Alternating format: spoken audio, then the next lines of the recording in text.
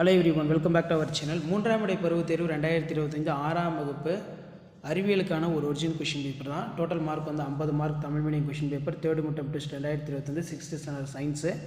So question பார்க்கறதுக்கு முன்னாடி சேனலை சப்ஸ்கிரைப் பண்ணிடுங்க, வீடியோ ஃப்ரெண்ட்ஸ்க்கு ஃபார்வர்ட் பண்ணிட்டு பாருங்கள். மறக்காத வீடியோ கூட லைக் கொடுங்க. ஸோ நமக்கு 1 மார்க் வந்து பார்த்தீங்கன்னா 10 1 மார்க் கொடுத்துருக்காங்க. புக் பேக் 1 மார்க் நல்லா தரவாக படிச்சுக்கோங்க.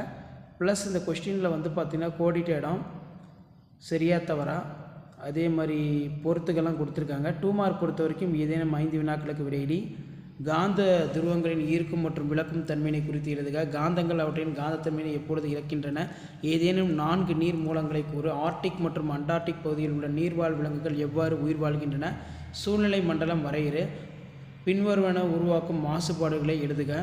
ஒலிபெருக்கி, நெகிழி. நீர்வாழ் உணவு சங்கிலிக்கு ஒரு எடுத்துக்காட்டு தருக. முக்கியமான வினா. அடுத்து பார்த்திங்கன்னா நமக்கு 5 மார்க்கு 2 × 5 10.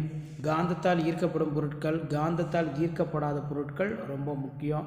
மழைநீர் சேகரிப்பு என்றால் என்ன? வீடுகளில் மழைநீர் சேகரிப்பு எவ்வாறு நிகழ்கிறது என்பதை சில வாக்கியங்களில் குறிப்பிடவும். ஒலி மாசுபாடு குறிப்பு வரைக. ஸோ கண்டிப்பாக இந்த கொஸ்டின் பேப்பருடைய கொஸ்டினை நல்லா பார்த்துட்டு போங்க.